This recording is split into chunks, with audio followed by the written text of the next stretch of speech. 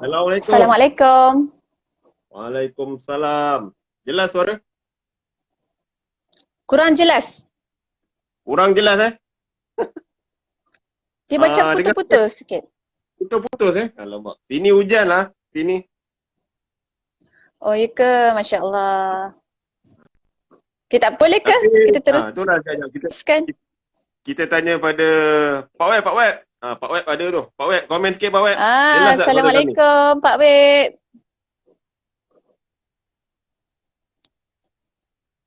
Okey kot. Jelas, jelas. Boleh? Pak Web. Okey. So, insyaAllah petang ni sembang buku kembali bersama dengan Ana Rohani.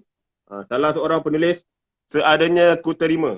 Jadi insyaAllah petang ni kita akan bercerita tentang buku ni dan lebih pada kisah yang dikongsikan beliau dalam ni, Hikayat Turning Point. Cerita apa tu? Nak tahu? Boleh tahu kami lah.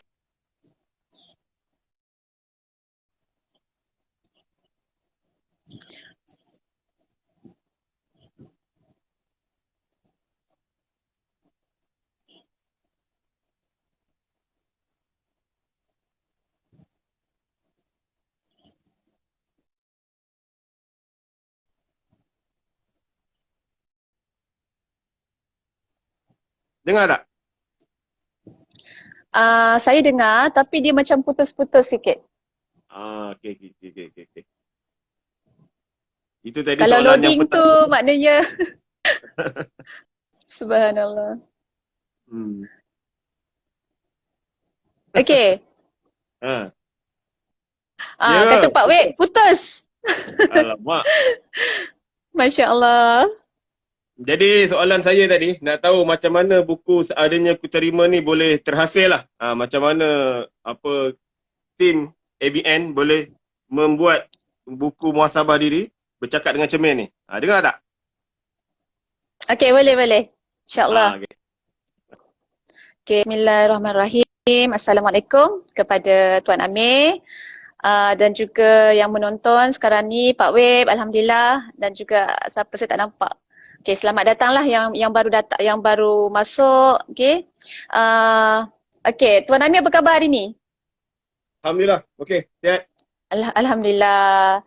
Okey, jadi semoga yang menonton pun dalam keadaan sihat walafiat. Okey.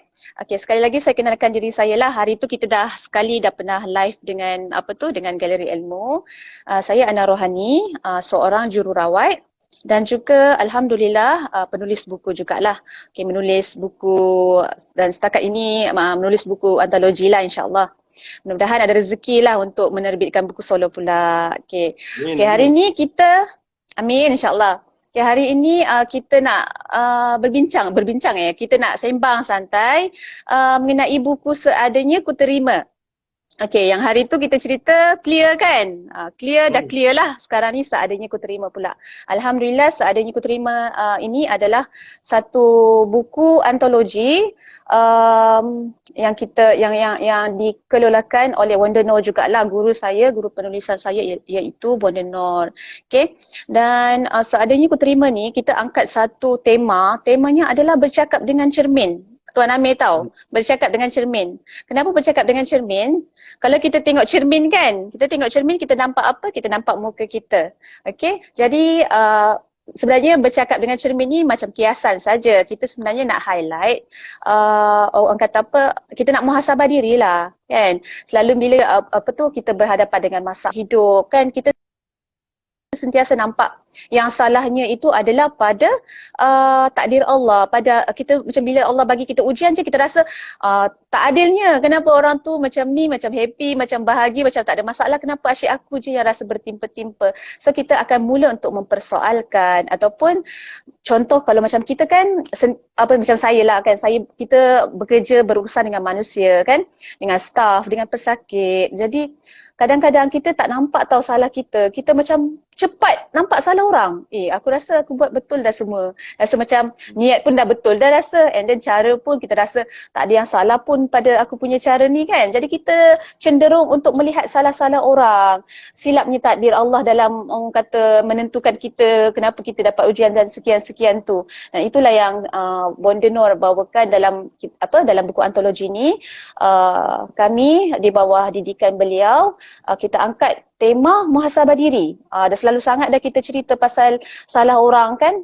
Ni kita nak tengok salah diri kita pula. Mesti ada yang tak kena di mana-mana.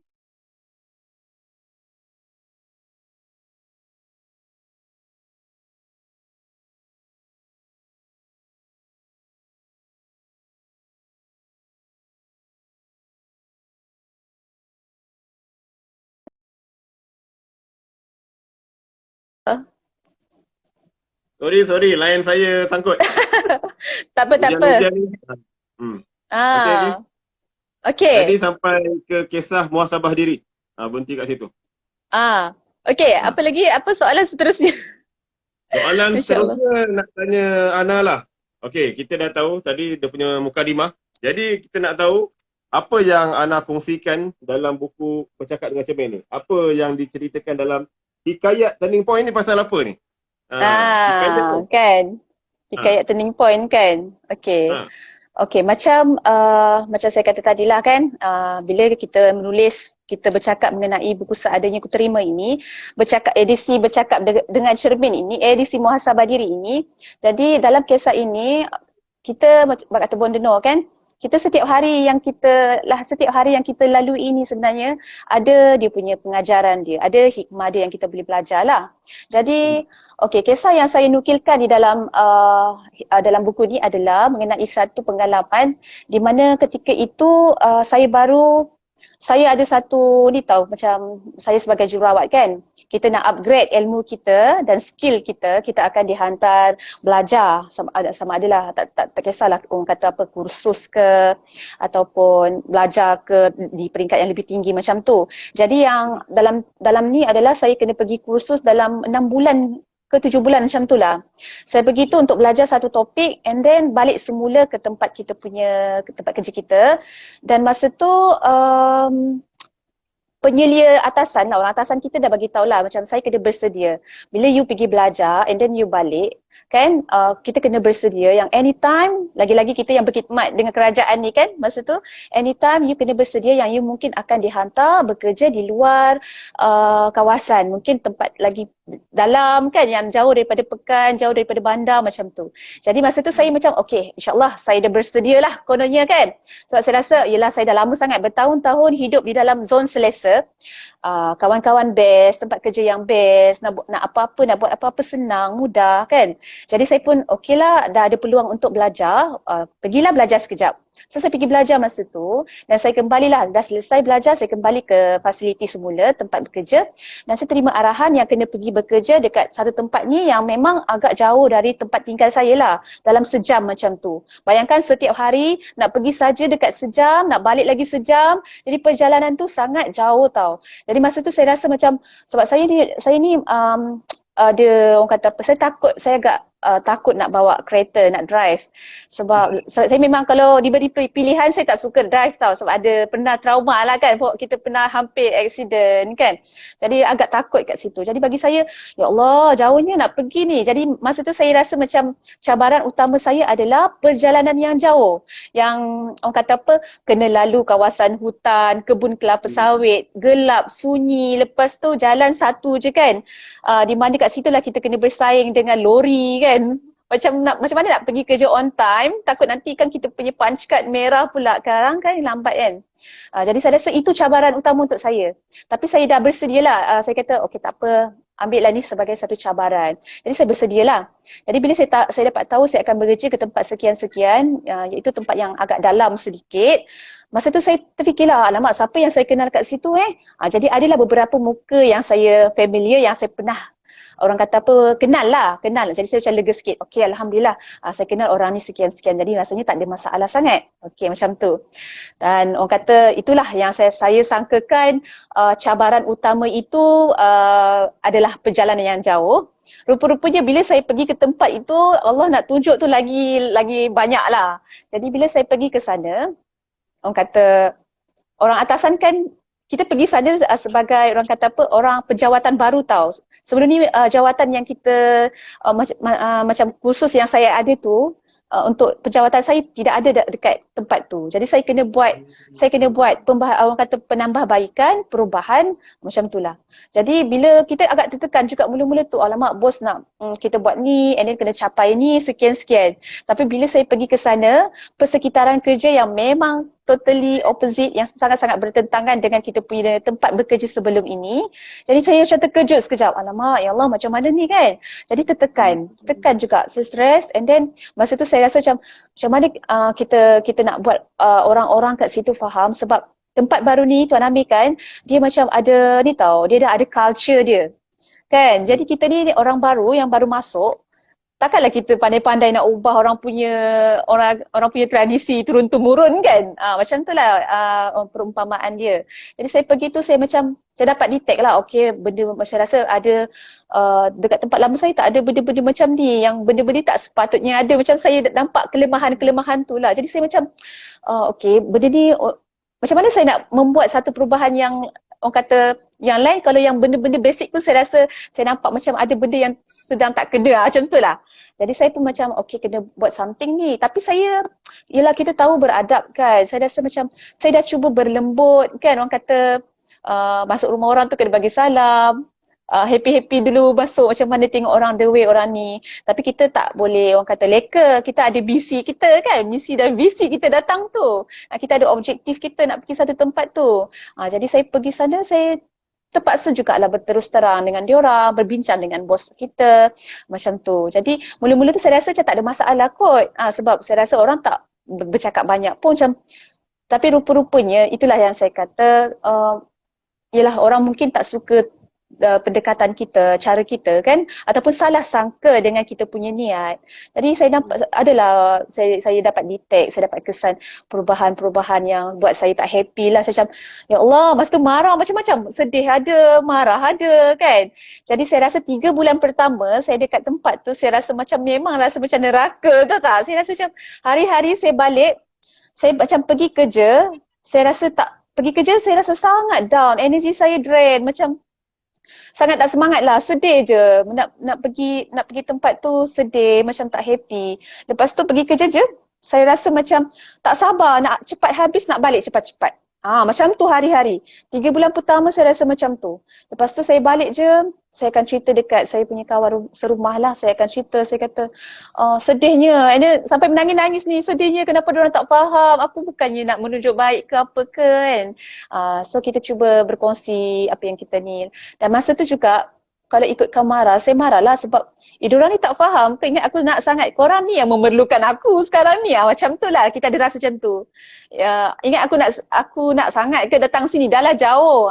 Lepas tu bila aku datang, korang pula buat hal macam ni. Macam tu lah saya punya, orang kata apa, saya punya gelora jiwa lah masa tu kan.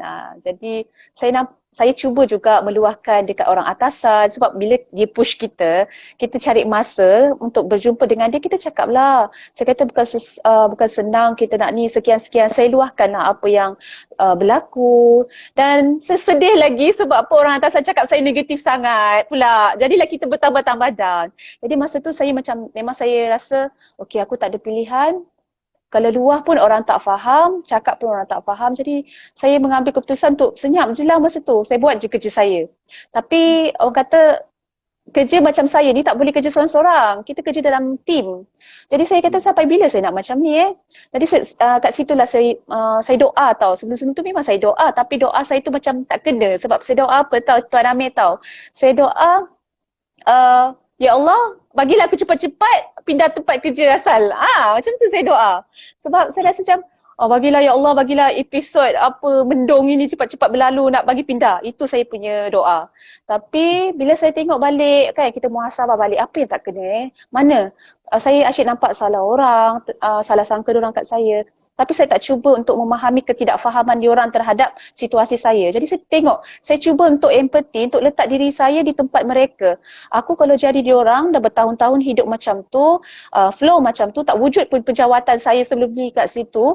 Jadi mungkin saya terkejut juga kalau saya di tempat mereka. Jadi saya macam, saya cuba nak muhasabah diri balik lah. Saya cuba nak pandang dari sisi pandangan mereka pula. Jadi saya macam, okey saya muhasabah.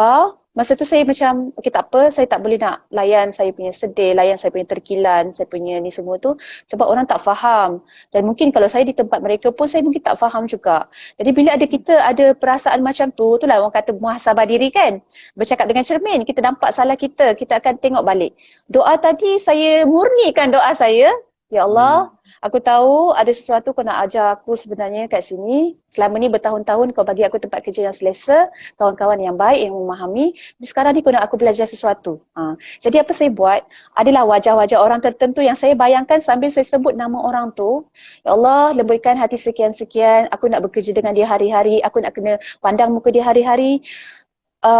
Bagilah orang kata apa, lembutkanlah hati dia, bagilah dia faham niat aku datang sini bukan nak tunjuk bagus, bukan nak tunjuk nak dedahkan kelemahan dia kan.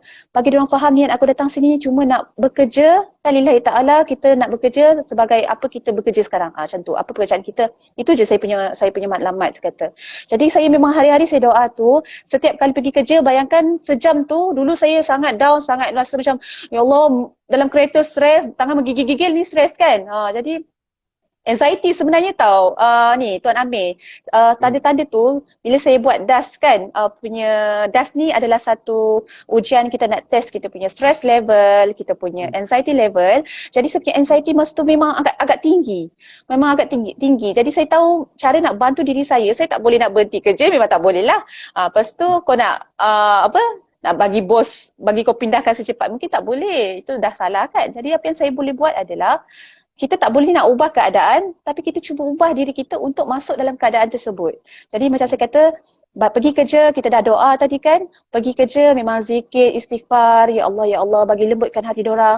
Bila saya tengok, kalau dulu saya tengok muka dorang je, saya rasa menyampah tahu tak? Menyampah, tengok geram, kau ingat apa, aku nak sangat datang kerja sini. Tapi masa tu bila saya dah cuba muhasabah diri saya tengok muka dorang, ya Allah dalam hati ni tau, tengok muka kita senyum kat dorang, ya Allah dia ni baik sebenarnya, dia ni positif, dia tak nampak aku punya niat, ya Allah bagi dia, doa kita macam mana kita doa tadi. Dan memanglah saya kata, ya Allah, Masya Allah, Allah tu memang memegang hati setiap hamba dia tahu, Tuan Amir tahu. Saya rasa dulu saya tak, orang kata, selagi kita tak diuji, kita tak dapat apply tahu benda tu. Jadi, bila saya cuba buat yang dalam keadaan kita tak tahu, kita tahu pergantungan total itu hanya kepada Allah. Jadi masa tu, macam magic. Slowly orang dah macam boleh terima saya cakap dan orang respon yang tak adalah mencemik masa muka. Betul lama kelamaan kita dapat rasa dia punya persekitaran tu dah berubah dia punya energi tau. Orang dah boleh terima kita punya kewujudan kat situ, pejabat baru. Orang dah tahu kita punya niat nak improve dan orang boleh bersama-sama menyumbang idea.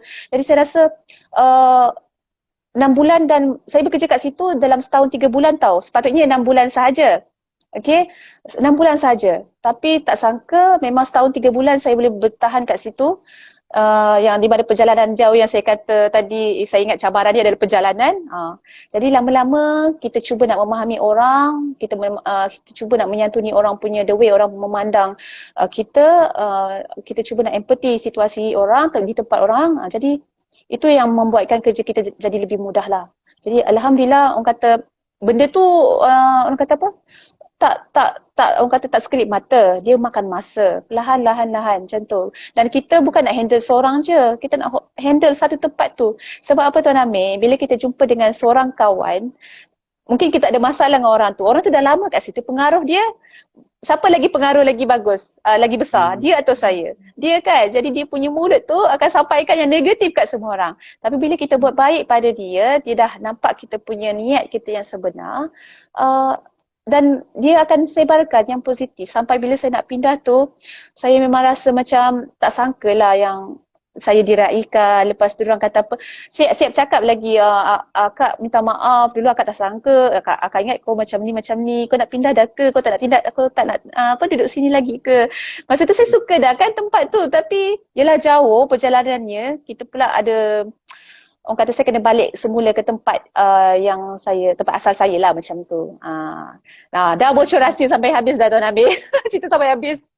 Masya Okey, Allah. tak apa. Itu orang cakap Ha. baru satu cerita. Belum lagi cerita lain. Dalam buku ni kalau ikut ada ramai ni. 20 ke 30 Betul. ada tak? Ha.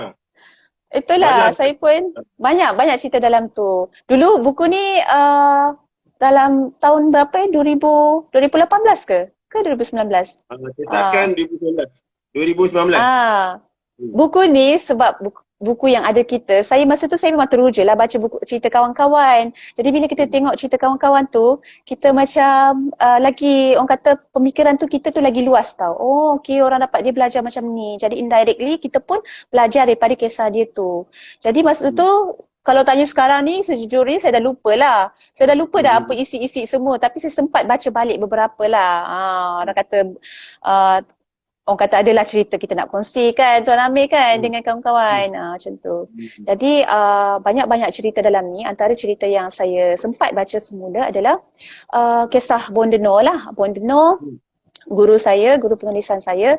Kita tahu Bonda Noor seorang, apa tu? Ya. Okey. Bonda dalam tu dia bercerita mengenai anak-anak tau. Bonda kita tahu dia anak dia ramai kan? Anak dia 7 orang ke 8 orang? Jadi jadi masa tu Bonda kata apa dalam cerita tu, dia nak cakap yang ialah anak-anak ni adalah anugerah yang terindah dari Allah Subhanahu Wa Taala kan. Jadi dia kata Allah bagi dia anak-anak yang cerdas, yang cemerlang, dia kata.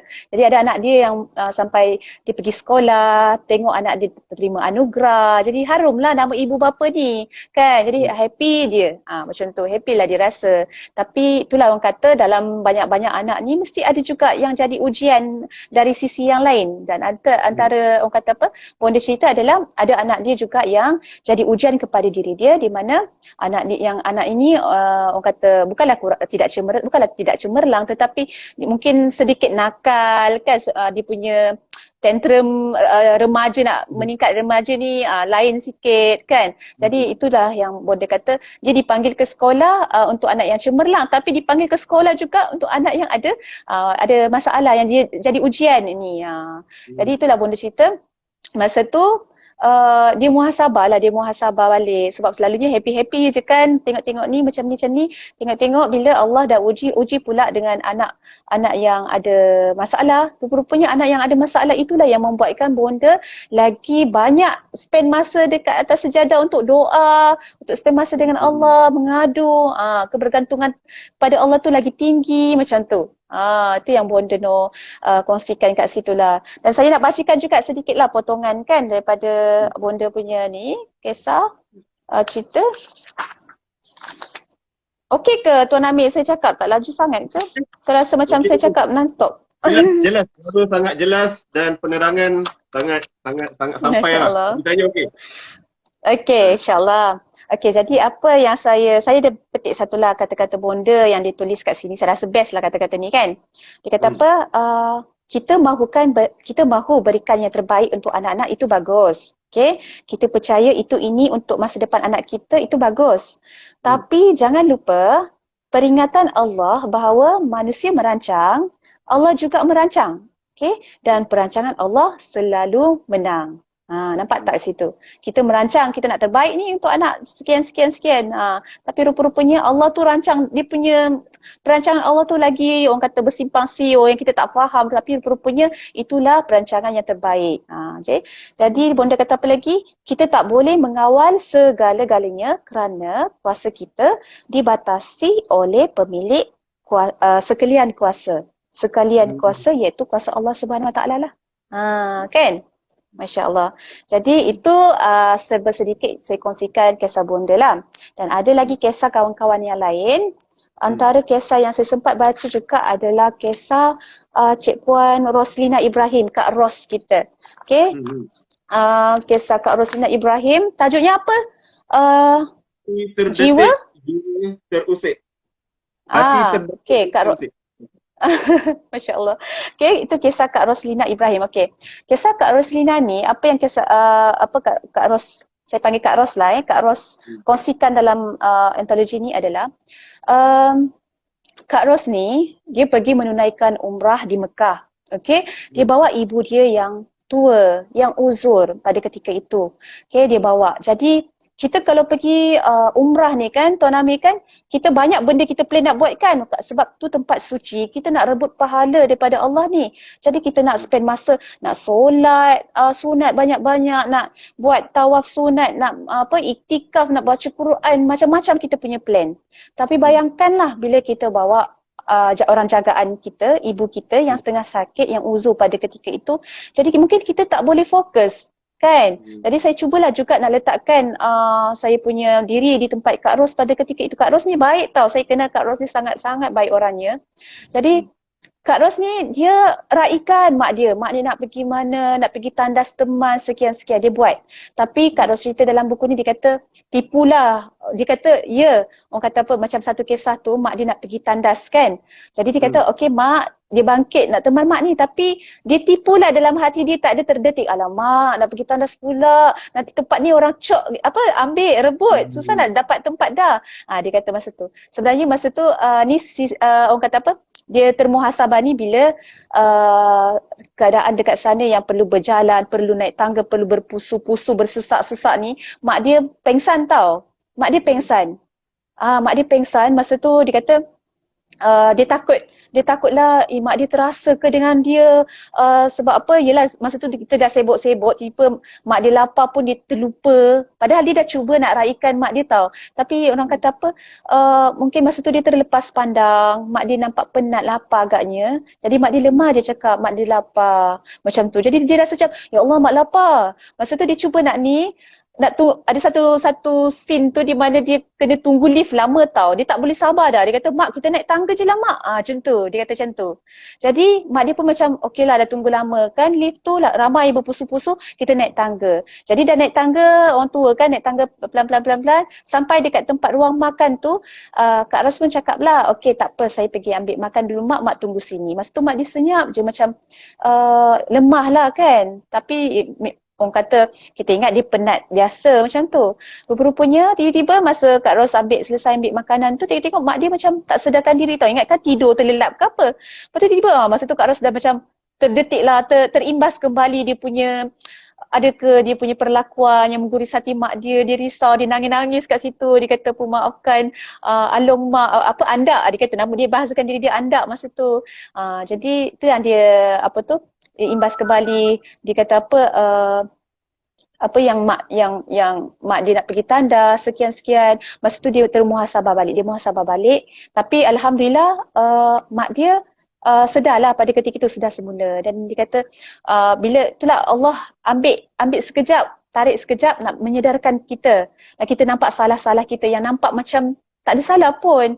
Dan saya pun kalau saya di tempat dia, saya rasa ya Allah, saya pun rasa saya tak sabar. Macam tu kan Tuan Amir, kena pergi ke hulu ke hilir teman ni, lepas tu kita tak dapat fokus ibadah kita. Tapi kita lupa rupa-rupanya membantu ibu, menunaikan hak ibu tu pun satu ibadah yang cukup. Kalau Allah redha kita sebagai seorang anak, dah banyak dah pahala dia mungkin kan. Jadi itulah yang saya belajar lah bila saya dengar, saya baca buku kisah Kak Ros ni, tu saya macam ya Allah ya Tuhanku, kita termuhasabah sama. Okey. Jadi itu Kak Ros punya cerita lah. Satu lagi, boleh ke panjang tak lagi? Boleh. Ada lagi masa? Boleh? Boleh. Sila. Okey. Jadi satu kisah lagi yang saya baca adalah kisah daripada Puan Rosmini Cik Mat. Okey, Puan Rosmini Cik Mat. Cuba belik tengok tajuk dia apa, tak ingat tajuk dia. Anak apa ya? Anak istimewa ke apa benda? Anak tantrum. Dilema anak tantrum. Apa dia? Anak kiriman Tuhan. Anak kiriman Tuhan. Tampak tak tu? Okey, anak kiriman Tuhan. Okey, Kak Rosmini dalam ni, Puan Rosmini dalam ni, dia bercerita ketika dia, zaman bujang dia seorang yang sangat macam, bukanlah anti, tapi dia tak suka kanak-kanak yang bising. Lagi-lagi yang menangis, yang tantrum dekat halayak kan. Dia pernah satu scene tu dia kata dia nampak seorang ibu kena layan seorang anak ni nangis-nangis. Dia rasa rimas dia kata. Sampai dia rasa, Serabut. ya apalah. Ha? Ya? Dia kata serabut. Serabut. Dia kata, ya Allah, rimasnya, bisingnya. Masa tu kalau tak silap dalam surau kot, dia nak solat, bila budak tu bising, nangis, terpekik macam tu, dia rasa macam, ya Allah, dia rimasnya. Sampai dia macam menyalahkan ibu tu. Ibu apa ni? Tak pandai nak bagi diam anak. Macam tu lah. Dia cakap macam tu lah. Nanti Tuan Amir cuba baca. Nanti kan saya cakap kasar sangat pula kan.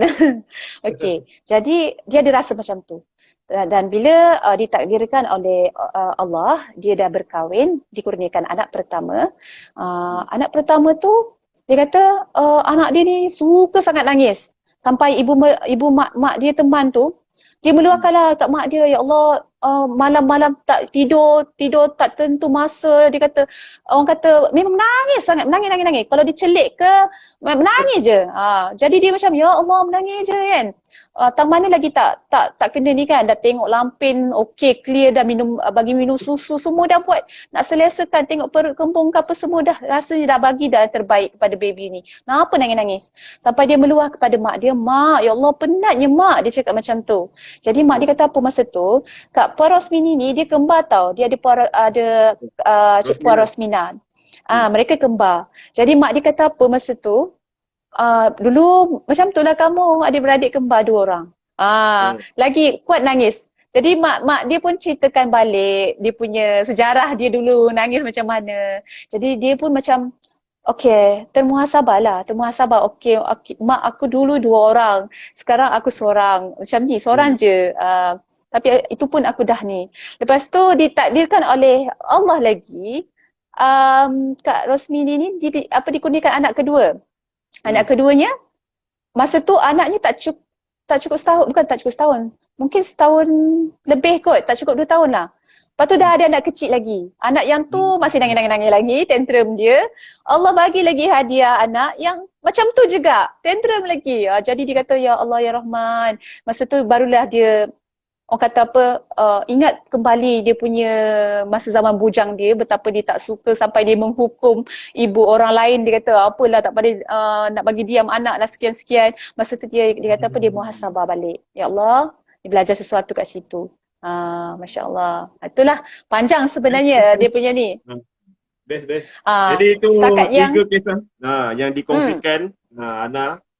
Memang kalau kita baca sini, masing-masing ada kekuatan. Dan nak tahulah kenapa Ana memilih cerita turning point untuk dikongsikan dalam buku Seadanya Kuterima ni. Itulah macam saya kata tadi, yelah kita fikir-fikir. Saya rasa mungkin sebab pada ketika itu bonda nak angkat kisah muhasabah diri ni, saya fikirlah kita banyak benda jadi dalam hidup kita kan, tapi itu yang mungkin the latest one tau, dan paling memberikan kesan kepada saya. Dan saya tak pernah lagi yang saya rasa saya kena kita ada 10 jari, saya tak pernah lagi saya kena puding 9 jari kat saya, yang 1 jari pada orang lain. Jadi masa tu saya muhasabah diri saya balik. Saya kata, ya Allah, memang ada yang tak kena dengan cara aku. Selama ni kita ni cenderung untuk melihat kelemahan orang, salah orang kan, tapi kita jarang sekali nampak salah kita dulu.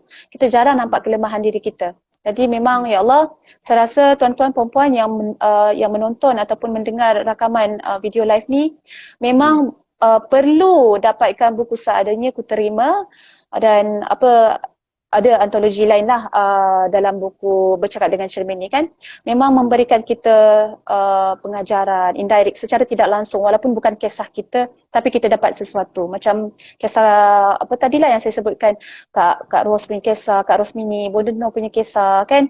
Dan satu lagi, bukan orang kata pengajaran dia tu bukan untuk diri kita je, tapi bila kita membaca kisah-kisah orang lain, dan bila hal itu berlaku di hadapan mata kita sendiri, mungkin kita boleh jadi ejen yang menyampaikan kebaikan. Kita boleh nasihat, bagi semangat kan.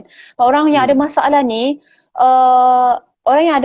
dia bila dia time dia betul-betul orang kata meluap-luap kemarahan dia, kesedihan tu, dia tak nampak dah yang lain, dia nampak salah orang je. Jadi saya masa tu sebab Contohlah kan, kalau bos saya dengar saya punya luahan hati dan terus pindahkan saya tempat lain, saya membawa ego yang tinggi, saya rasa saya bagus, saya tak belajar apa-apa pun. Tapi Allah Maha Baik. Kan Allah Maha Baik yang kita rasa ujian, kita rasa satu situasi ataupun keadaan yang kita rasa ya Allah tak adilnya, kenapa aku yang kena pergi kat sini, kenapa tak kena kat orang lain. Tapi bila Allah, sebab Allah sayang kita, sebab Allah nak bagi kita belajar sesuatu, itulah dia bagi. Dan Tuan Amir tahu tak, saya kan selepas saya pergi dekat tempat tu dan saya balik ke tempat saya semula yang asalnya, yang bertahun-tahun saya kerja, 2 minggu je saya kat tempat tu, tiba-tiba ujian yang lain adalah saya kena pergi keluar lagi, kursus lagi 3 bulan. Saya kena, orang kata, saya kena berjumpa orang-orang baru lagi, bekerja dalam situasi yang berbeza. Masa tu saya join kajian kajian selama 3 bulan, kena mobile, kita bergerak pergi kawasan tempat-tempat pedalaman yang kita tak pernah pergi sebab kita nak tengok adalah yang berkaitan kesihatan, kita buat kajian kan. So masa tu sebab saya dah pernah, saya rasa yang tu yang paling worst, yang saya punya pengalamannya dalam seadanya aku terima ni. So saya rasa macam, insyaAllah saya dah bersedia. Okay, saya tak sabar nak tengok apa Allah nak tunjuk lagi lepas ni. Saya macam lebih positif kita macam lebih open, lebih positif dan lebih bersedia. Masa tu saya rasa macam, okay tak apa. So saya pergi sana. Dan balik daripada tu 3 bulan tu, saya kembali semula, orang hantar pula saya ke klinik lain pula. Jadi saya macam, ya Allah, aku ke hulu ke hilir kan. Tapi sebab kita dah ni, masa tu kenapa saya dihantar ke tempat-tempat tu, bos kata apa tahu, sebab satu, hanya saya seorang je staff yang pernah mewujudkan satu benda yang tak pernah wujud. So far dia hantar saya kat situ sebab tempat tu baru juga, tu klinik baru buka. Benda perawatan tu tak wujud. Jadi dia nak, macam mana saya buat dekat klinik lama saya yang saya pergi tu, dia nak saya wujudkan. Masa tu saya rasa macam, ini pembulian ke, orang kata, ini satu pembulian ke, satu, apa orang kata apa? Pengiktirafan. Saya macam, saya macam terfikirlah, ini orang iktiraf aku ke tengah buli aku sebenarnya ni. Jadi itulah ujian lain pula kat situ. Tapi Alhamdulillah, itulah saya kata, setiap apa yang berlaku dalam hidup kita ni, bab kata Bondono tadi dalam tulisannya, kita merancang. Kan kita merancang, tapi Allah Subhanahu Wa Taala itu merancang juga. Dan perancangan Allah itu adalah yang paling terbaik. Walaupun kita rasa macam-macam sedih, tekilan, rasa tak adil dan sebagainya. Okay, dalam Quran pun Allah dah memang Allah dah highlight kan, tak semestinya yang kita rasa buruk itu buruk. Macam itulah kan. InsyaAllah. Jadi saya boleh mungkin juga satu kesimpulan orang cakap yang saya boleh faham. Pengalaman tu mendewasakan lah. Dia buat kita jadi lagi matang. Dan dengan macam mana Ana cerita tadi, daripada kita menyalahkan orang, kita betulkan balik. Macam tadilah doa, puasa doa tadi tu. Kita doa, ya Allah, cepat aku nak pergi tempat lain. Padahal Allah nak kita belajar sesuatu dan tambah nilai kat diri kita pun. Tapi itulah, manusia tak sabar kan. Jadi biasalah tu kan. Jadi Ana, kita nak kesimpulan kita punya perkongsian setengah jam ni. Yang tadi kita dah cakap kenapa perlu dapatkan. Jadi kesimpulan seadanya aku terima. Sangat sesuai untuk mereka yang tak dapatkan lagi. Bismillah. Bismillah, insyaAllah kepada tuan-tuan dan puan-puan yang belum lagi dapatkan buku seadanya ku terima, boleh cepat-cepat dapatkan dekat Galeri Ilmu, cepat je PM Galeri Ilmu. Dan saya rasa buku ni memang sesuai jadi bahan bacaan semua orang. Okay, tak kisahlah remaja ke, ibu-ibu ke, ayah-ayah ke, nak jadikan hadiah di tempat kerja ke, tengok kawan kita stres kan, ada sekian-sekian lagi-lagi. Macam sekarang ni kan ujian COVID kan, kita tengok kes hari-hari meningkat. Jadi kita asyik nampak salah-salah orang kan, salah orang kata apa, pemimpin, salah orang ni, salah orang tu. Kita tak nampak salah kita. Kita tak tahu persembahan kita kat situ sebenarnya. Jadi orang kata mungkin ada bahagian-bahagian sana sini tu bahagian-bahagian kelemahan, lompang-lompang orang punya kelemahan kan. Tapi kita tengok juga diri kita, kita dah sumbang apa untuk untuk menstabilkan ataupun untuk setidaknya menjernihkan keadaan ni kan. Sebab benda-benda ni, semua ni musibah ni Allah, daripada Allah. Mesti ada Allah nak tunjuk sesuatu. Kita dah muhasabah ke belum? Tu je. Jadi apa yang macam saya pun, kalau macam kawan saya dengar kawan-kawan, saya baca dekat media sosial yang menyalahkan orang ini, orang itu. Kita tak marah dia. Betul, ada kebenaran dia punya kata-kata tu. Tapi takkan kita punya sumbangan setakat mencari salah orang. Itu sumbangan ke? Jadi kita cuba muhasabah balik. Allah ni turunkan musibah ni nak bagi kita belajar untuk merendah diri. Kan? Kita rendah diri, ya Allah. Ya Allah, kami dah belajar sesuatu dari musibah ini, ya Allah. Ampunkanlah kami, ya Allah. Kan, selamatkanlah negara kami. Kita daripada kita pompang-pompang cari salah orang, highlight salah orang, kenapa kita tak cuba tengok, selidik balik apa yang kita dah buat sebenarnya. Dan saya rasa buku Seadanya Ku Terima ni memang mampu untuk setidaknya menasihati kita secara tidak langsung, indirectly, sebab mungkin kita rasa kita ni ego tinggi sangat kan. Tengok kawan yang macam dia ni nasihat sikit melenting, cubalah hadiahkan buku kat dia kan, hadiahkan buku dengan harapan dia bacalah buku. Masya Allah. Jadi itulah saya kata buku Seadanya Ku Terima ni, lagi-lagi zaman ujian ni kita memang sangat-sangat perlukan. Sebab at the end, daripada kisah-kisah yang kita baca tu, dia akan bawa kita pusing-pusing tengok kisah tu, dan hujungnya kita akan nampak apa yang dia nak, apa yang Allah nak kita buat. Ini daripada pengajaran, daripada kisah-kisah orang lah. Macam tu. InsyaAllah. Terima kasih Ana. Setengah jam, Masya saya Allah. ni 1 minit, lebih setengah jam. Perkongsian yang sangat berharga lah, walaupun kita punya Masya sesi Allah. 2 kali. Sebab Ana ada 2 buku dan ada buku yang dah nak habis stok, buku Blur dan nak habis stok. Jadi untuk 2 minggu bersama kami, terima kasih banyak Ana. Alhamdulillah. Jangan serik kalau kami ajak. Masya Allah. InsyaAllah boleh. Saya pun sebenarnya berdebar juga. Apa orang kata, takut tidak memenuhi kriteria apa. Soalan tanya lain, saya jawab lain kan. Macam tu. Penjelasan Tapi yang itulah. bagi saya, tanya satu jawab senang. Saya tak payah nak tanya soalan. Mudah-mudah. Masya Allah. Tapi Jadi Alhamdulillah, kita- terima kasih lah. Terima kasih pada Tuan Amir, pada pihak Galeri Ilmu memberikan peluang untuk kita, orang kata bukanlah kita nak jual buku sangat, tapi kita nak highlight, kita nak tarik, kita nak keluarkan manfaat, kita nak manfaat daripada buku ini sampai kepada masyarakat. Macam tu. Kita pegang ayat ni, Ana. Ayat Puan Rohamiah, Ustazah Rohamiah. Dia punya ayat, kita bukan jual buku. Kita nak sebar ilmu. Ayat tu sangat bagi saya. Setiap orang kita ada ilmu yang berbeza dan kita ada pengalaman berbeza, dan benda ni memang bila kita baca kisah orang lain, memang insya-Allah lah dia inspirasi, motivasi kita untuk jadi lebih baik. Jadi ini salah satu dia, buku Seadanya Ku Terima, dan insya-Allah kita akan letak IG live ni di IG story siapa yang tak dapat tengok live. Jadi terima kasih lagi sekali dari kami. Minta maaf pada Alhamdulillah, terima kasih juga. Sama, maaf salah silap jika ada tutur kata yang terlebih laju ke, tidak difahami ke, tersasul ke, tersalah fakta ke, kok tiba-tiba ada dia cakap lain ni tulis lain. Minta maaf Dan itulah pada kawan-kawan, jangan lupa dapatkan buku Seadanya Ku Terima, cepat-cepat PM Galeri Ilmu. InsyaAllah. Maaf salah silap. Assalamualaikum warahmatullahi wabarakatuh. Waalaikumsalam. Jumpa lagi insya-Allah. InsyaAllah.